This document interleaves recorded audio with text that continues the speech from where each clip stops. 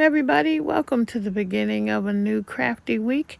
We started out this week on Sunday, it being the Sunday before my next Saturday's market, so we had to go to the storage.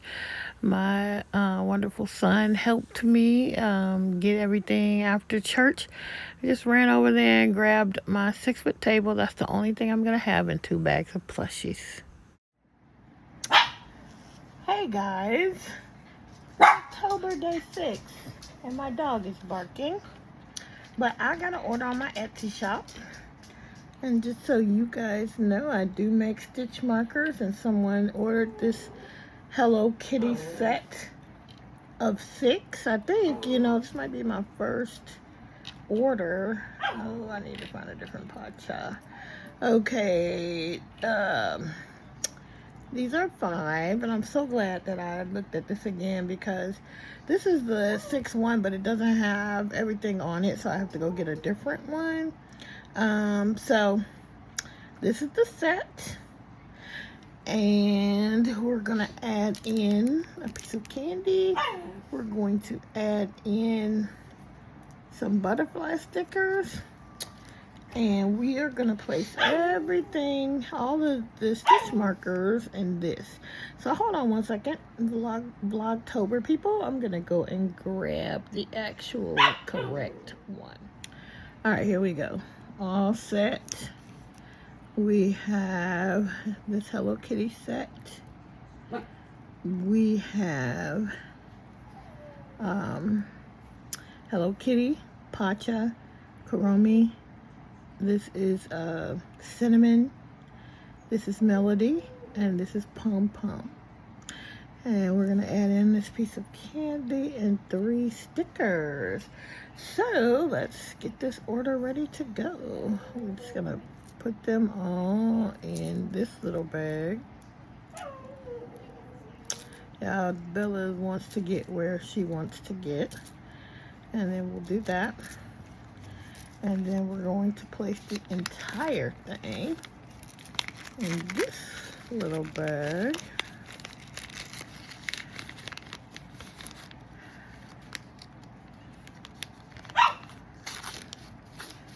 We're going to add in the butterfly stickers and a piece of candy.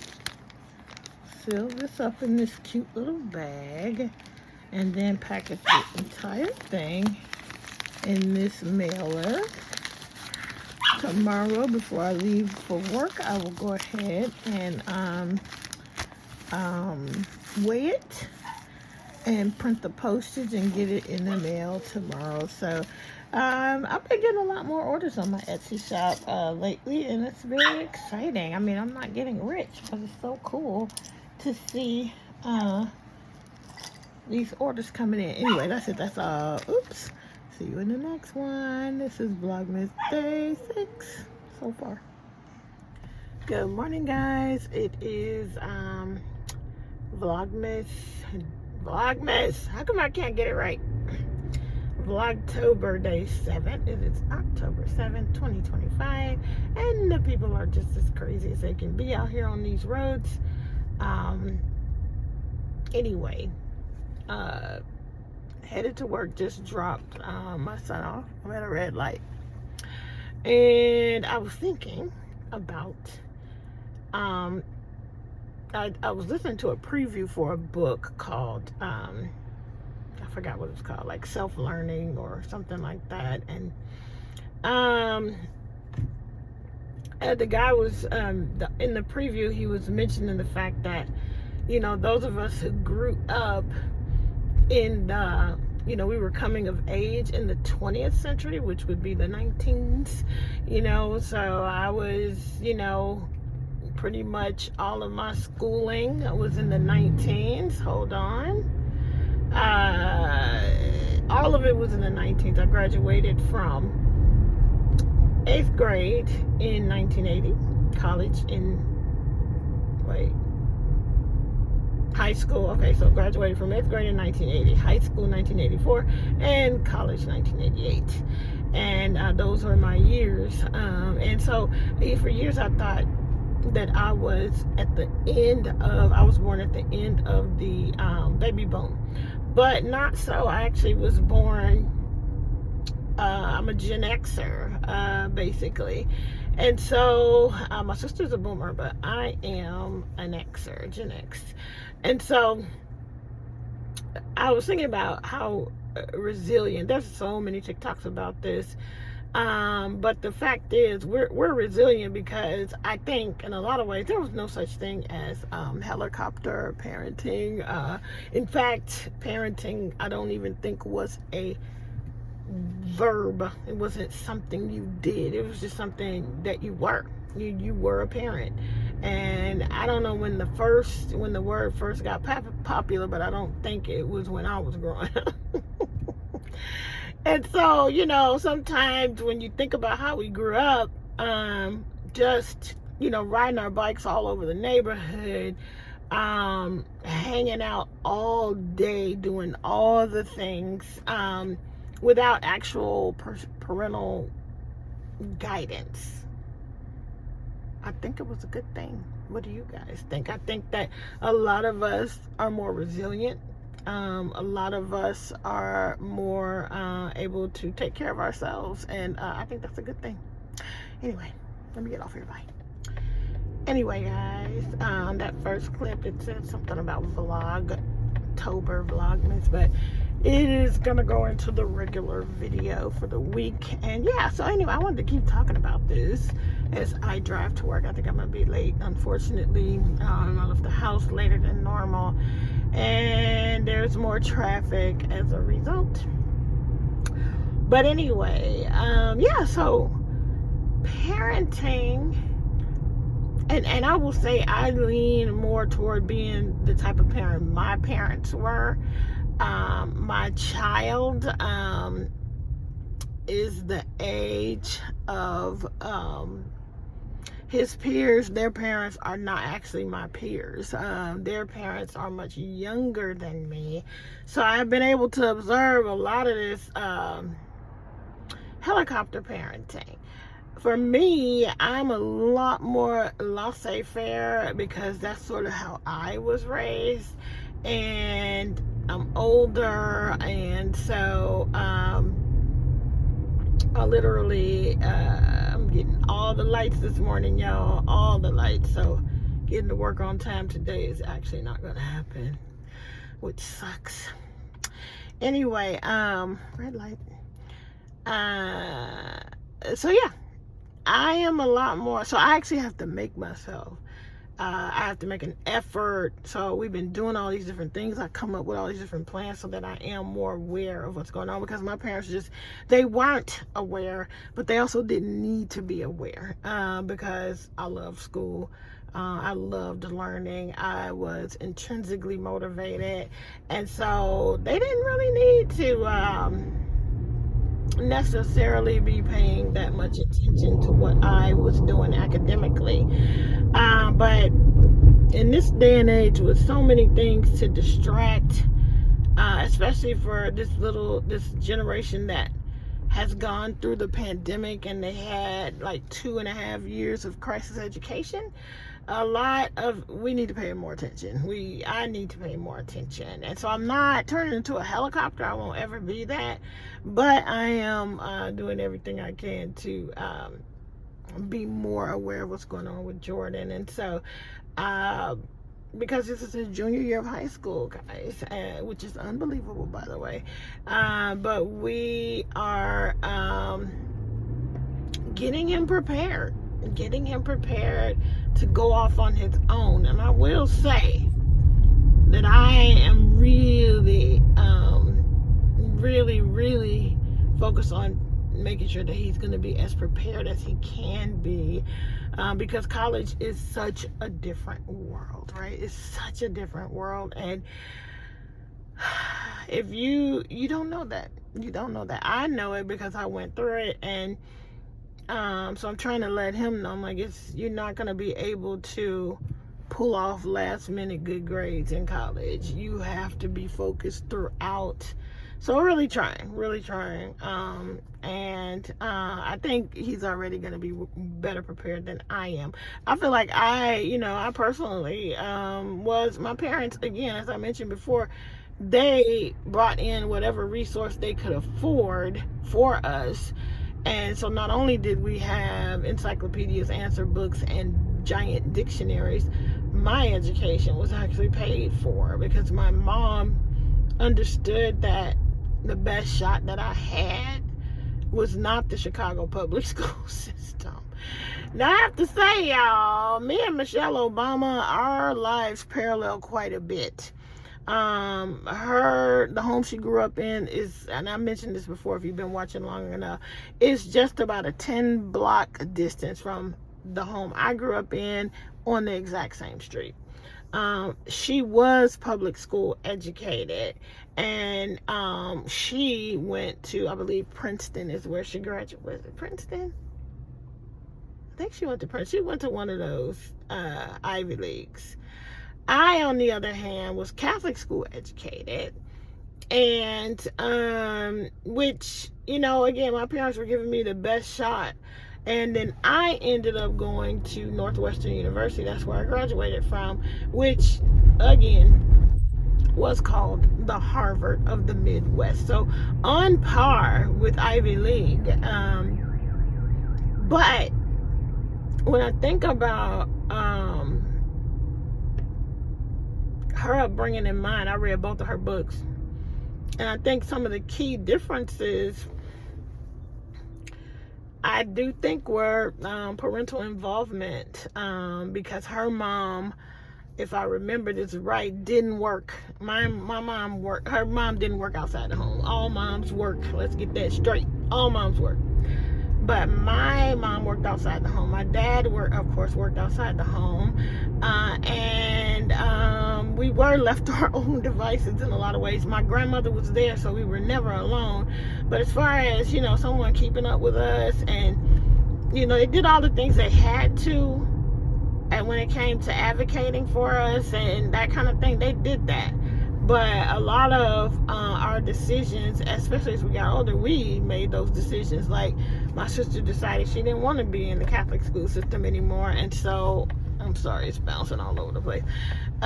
She decided she didn't want to be in the Catholic school anymore. She decided she wanted to go to the public school that our entire family had gone to. So they let her do that. I was thinking of going to public school when I graduated 8th grade, my thought was to go to public school and stop all this other Catholic school stuff. But I then changed my mind and decided I wanted to continue down the Catholic school journey, and they let me, even though, public school would have been cheaper for them. It would have been free. Anyway. I think that maybe is the difference. When I read the book and I see the difference that her mom being there made for her, but also her mom did a lot of stuff to make her independent. Anyway, I don't know. Everybody is different, and she probably had a level of confidence that I just didn't have, because I think that she did great. She did great in school, and I struggled even with a private school education. I was so ill prepared for being in college, and so I struggled a lot, but I was determined, and I did get out. Anyway, we'll keep talking later. All right, that's better. Okay. I'm going home. I'm trying to fool around with this camera. And, these car chats, I tend to talk a lot, so I don't think these will be Vlogtober. Unless I have a less than 3-minute thing to say. So I think I might. So y'all know that a part of my personal curriculum is to reread the Little House on the Prairie series. And being black in America, something had to happen in this book. That I have to say that growing up watching the Little House series, and I would just always be, I would think that, wow, what a great time, to live. As I was watching it, they're making everything is new. They are discovering things. Are you not going? Okay, you're not going apparently. Discovering things, and the women are, busy at home, caring for the children. And I would be thinking these things, and I would think, oh, what a good time. I mean, though, okay, I was a kid, okay, but I would think, oh, this would have been a great time to live. And then I would immediately, my next thought would be, but not for me. Not for me. As an African American human living in the 1800s, I mean, today it's not that, it's a bit challenging today. So, the 1800s. Oh, sorry, looking for my thing to get out of the parking lot. The 1800s would have been rough, right? So that would always be my thing. I would think, oh, I just liked the time. I liked all the cooking and the crafting and the hard work. And I'm not built for any of that. I mean, to be honest, I always want to live on a farm. I always want to own a farm, but I never wanted a farm. I just wanted the big house with the table, and the big kitchen and the farm table. That's what I wanted, because my vision is like having the whole family over, 40, 50 people, cooking and getting together. But never wanted to farm, so I didn't want to do that type of labor at all. But anyway, you watch Little House on the Prairie, and and as the seasons went on, there were a couple of different characters that came on that were African American, and one was Hester Sue, right? Hester Sue was teaching up. She was teaching up at the at the blind school and working at the blind school, and we hope that Hester Sue would have been able to have that kind of job at that time, but I'm not sure at all. But anyway, yeah, I mean, you just, I'm innocently reading this book, and page 74, I'm not even going to talk about what it is, but there's definitely a derogatory term used in a song that Pa Ingalls is playing on his fiddle. And I almost closed the book up. I almost was like, I am not reading this book. I'm just gonna, I'm sorry, I'm done. But, yeah, this is long, so I think this is not going to be Vlogtober. This will be in my regular vlog. So I did a little research on the lyrics of the song. It's definitely a song that was sung back in the day. And we're not surprised, are we? That things like this will come up, but it's still disheartening. It still makes it rough. And yeah, I was gonna be like, nope, I'm not gonna read this, but I went ahead and did when I was doing some Googling on it, definitely an article came up that somebody wrote about the entire series. And in the article, they talk about how, it's a red light, they talk about how the author, the writer of the article said, I love these books. I love them. She didn't say she said, I love them. But they are problematic. And she points out the fact that she said at first she could but this was just the time it was written in. And, she was going to excuse some of the things. But the truth is, and because she was like, this is Laura Ingalls Wilder, her actual recollections, but the truth apparently is that these are not, necessarily her, it's fiction, and her daughter could have written it any kind of way they wanted to. And there's a couple of different problematic places so far in the book. I haven't even gotten to the biggest one, which we'll talk about once I get there, but I did skip forward so I could read it. And And then I got to do a little bit more research on the character, because it's a character that's real. The other things, I mean, the truth is we are all in America living on pretty much stolen land from the Native Americans, right? It was stolen. Let's just go on and admit it. Okay. And but in particular, the Ingalls for the Little House on the Prairie years, because right now I'm reading The Little House in the Big Woods. That's the first one. The Little House on the Prairie is the second book, and in those years they actually homesteaded on land that was not supposed to be homesteaded on. This land belonged to the Osage tribe, and they squatted on it anyway. Now, I haven't looked, I gotta look up more on that too, but I just want to say that what's interesting about this is that I innocently decided to read this book, and it is sending me down all the rabbit holes. I'm literally researching some of the things that I'm seeing written in the book. There's a particular character that I need to do a little bit more research on, and I'll share that with you. But even stuff is at like recipes, they mention things like hasty pudding, and I'm like, what is hasty pudding?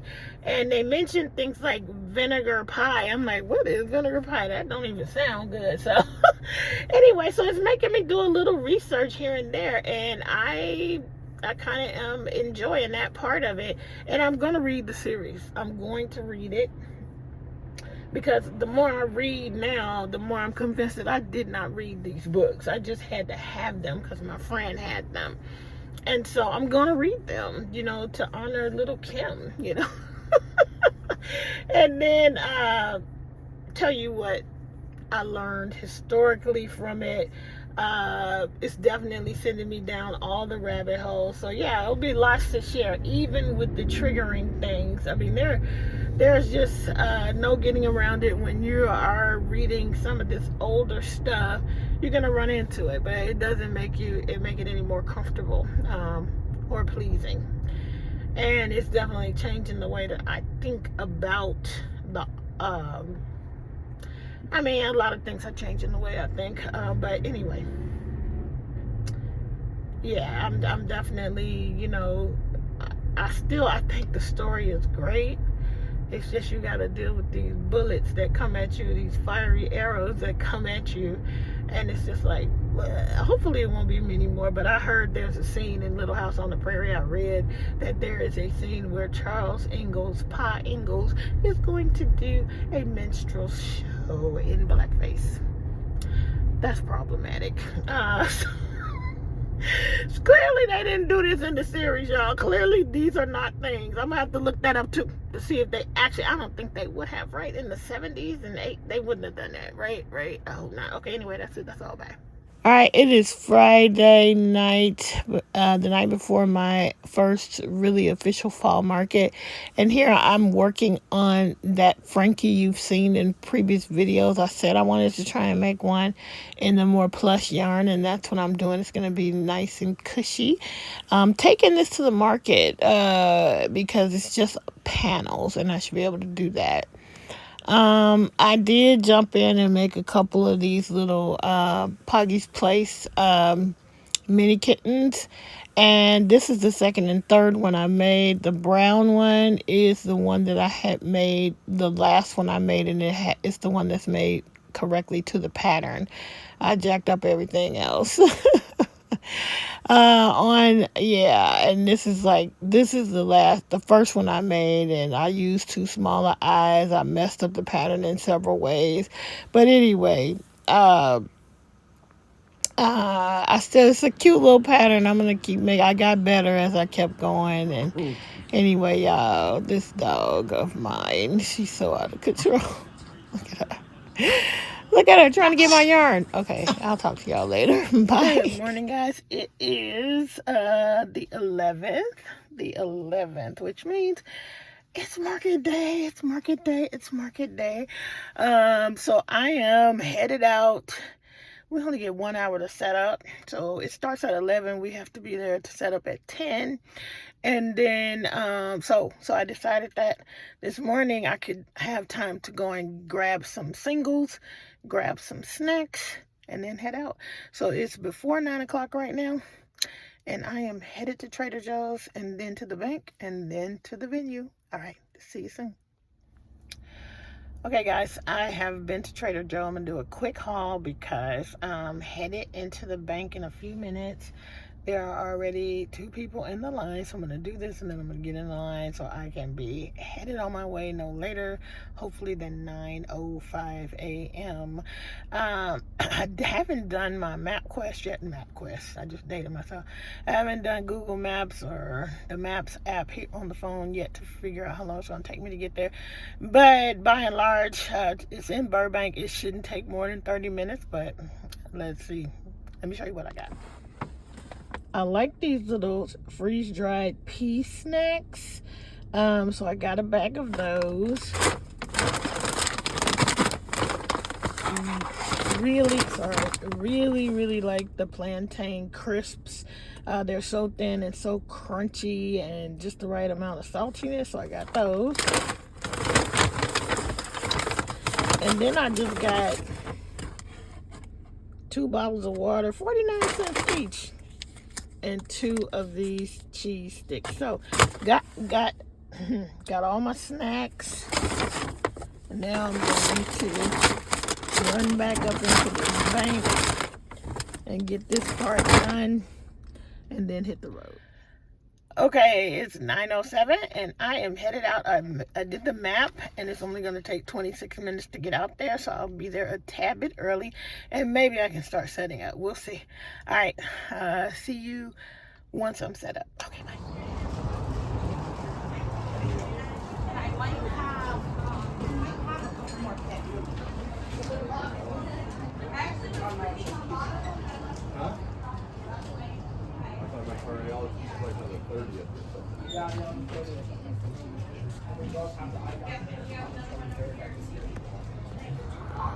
Alright guys, we are all set up. I think by now I showed you the video, or I'm showing it to you now.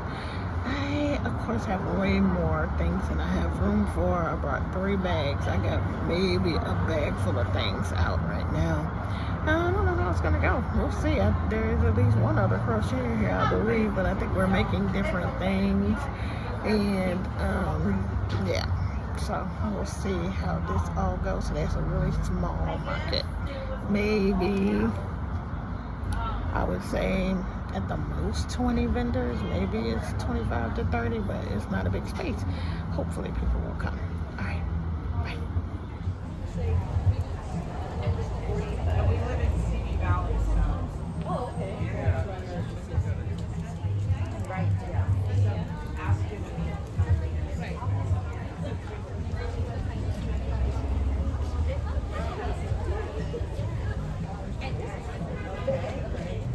Alright, so gotta take this off the table because what happened? One of the eyes came out. So maybe what we'll do is try to get that. I can't believe that happened, but it did. So I have to take this off the table. And it was my highest price item anyway. So let's take it down. Let's take it down. We're gonna put this out.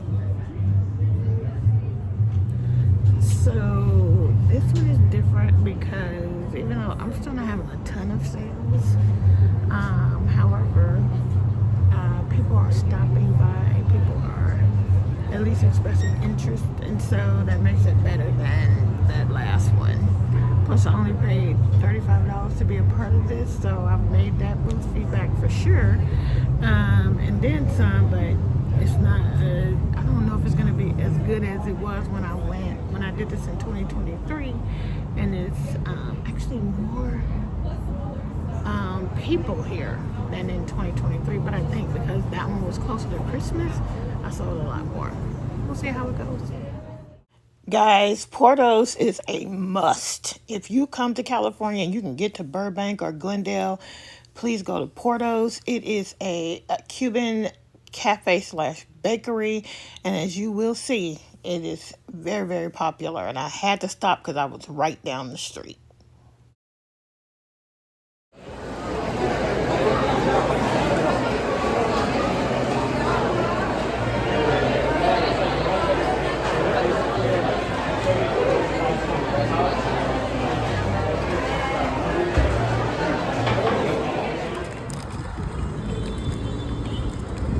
Most people are walking out with 23 and 40s. Okay, guys, I just got home. I'm still in the car, and I just wanted to say it was a good day. This was more like just doing a farmer's market. It wasn't huge. It wasn't, you know, it wasn't a festival or anything like that. So for what it was actually pretty good. I really think it was better than, as small as it was better than the black market flea that I did. So that just confirmed for me that I just wasn't in the right place. But also, I don't know, guys, I think the market is getting so saturated. As small of a venue as it was, I think there were 2 other crocheters. So depending on how people came into the space, they would either see me first or see the other 2 crocheters first. So that also says that I had a good day based on even just that. But I think, some of the great things that happened were I had a repeat customer, and the guy remembered me. The last time I did this show was in 2023, and the guy was like, I think I bought an axolotl from you, and he sure did. I don't remember which one. It was one of those Poggy's Place ones, and it was pink and purple, and he bought it for his niece. Well, he came back, and he bought a couple of more plushies, also buying them for other people. So that was cool. The second highlight was that my yellow whimsical jellyfish sold, and it sold to a little girl who, I think it's because it was yellow that she had to have it. Her and 2 other little girls came up, and one of them picked up my hot pink squid, the baby squid, and she was like, oh, too bad this is not yellow. So that just gave me a clue that yellow was her favorite color. But while she was saying that, the little girl just kept looking at that jellyfish, and she kept asking them, should I get it? Should I get it? And they were like, well, you need to think about it. And I'm telling y'all, they were like 10, 11. And one was like, you really need to think about it because, it's $35. So you need to think about it. And she just went back and forth. Eventually, the parent, her mom, or I don't know, auntie, I don't know, 2 grown women came up, and they were like, they supported her. Whatever she wanted to do, she had her own money. And they did not say, don't do it. They just said, are you sure this is the one? We walked around the whole place. We looked at everything. Are you sure this is what you want to buy? And she was like, yeah, I'm going to get it. I'm going to get it. And she bought it with her own money, pulled out her money and paid for it. But what was so cute about these little girls, guys, is these young ladies loved accessories. They had every accessory they could find on, and you could tell a lot of it they made. They had necklaces. They had the candy bracelets that you make with the pony beads. They had hair clips, several hair clips throughout their hair, and one of them had a mask on. Bunny or kitten ears, and they were the fanciest little girls ever, and I really, really enjoyed them. And also, let's see what else. Somebody came up and bought my cow. These people saved me because just like everybody else has been saying, a lot of people really are leaning more toward $10 and under. And I had an $8 bucket, which got a lot of attention. People loved my mama well, but I have to say the mama well, from taking the baby in and out, one of the eyes came out, but you guys would have seen that by now. And so I had to take that off the table. That was probably my highest price item. Somebody really loved the hot pink mommy and baby squids, although she didn't end up buying it. And she also loved, she said, "Do you happen to have a koala?" And I did, but she wanted a gray koala, and mine was like green, I think, like turquoise. Anyway, that was really cool. And then this girl and her boyfriend came up, and she was like, "You don't have any stitch markers, huh?" I was like, "Yes, I do. I just happened to have my stitch markers with me because I had the bag where I had like the keychains and stuff that I made were all in the same bag. So I just pulled out several sets, and she ended up buying a set. So that was the surprise of the day. Let's see what else. It was just a really good day. And the other thing is that I sold a pug. That pug was the first sale. And the guy was like, "Can I have the pug?" I was like, "Of course you can." So he took that pug, and I eventually I had another pug, and I put that out. And then a girl who was the daughter of one of the vendors, she came back. Her mom is a crocheter, but her mother doesn't like to do amigurumis. She said because everybody is doing them, and she's right, everybody is doing them, but she said she crochets with threads and all that. Anyway, her daughter came back and bought the second pug. So when it comes to bestsellers, it's going to have to be the pug, because the pug is the only one that I had two of that I sat out. I did pare down and really didn't put out, as you saw by now in the setup, I didn't put out most of the things I have, but anyway, it was a good day. I made, but of course the booth fee was $35. If I did not make that back, I would probably be in tears. No, I made that back for sure, and then some. So I did make enough to have a little something to throw into my Korea fund. So that was good. But I'm worried. I'm concerned. I'm wondering how much longer I'm going to do these shows. Because I don't know. Unless I can find a festival, like I'm gonna stop making amigurumi. I mean, just because, unless something just hits me and I gotta make it, I just have too much of it, and I need to get rid of it. And I can't keep making anymore until some of this stuff goes away. And I don't know, guys. I have all this yarn anyway. I have one more show that's already booked. If I find something that I can do fairly easily and that is fairly close to home, I will likely do one more before the Christmas one, just to try to move some of this product, guys. Anyway, it was a good day. I'm glad I did it. Definitely a better experience this time than the first time I vended with this girl who organizes it. But because it was a lot more foot traffic I literally made my first sale at 11:06, and it started at 11. And it was just a steady stream of people coming through. So I always say, if people see the stuff, they're gonna get it, as long as it's not exorbitantly priced. And so I'm trying to if I'm gonna do it, I'm gonna just try to make little things and see. I don't want to just make a bunch of little things. That's why I'm thinking, am I really going to keep doing these shows? I don't know, but I'm gonna try and get rid of this inventory and make some money for my Korea trip. I know, so I'll do them at least through the end of the year, and we'll see what happens after that.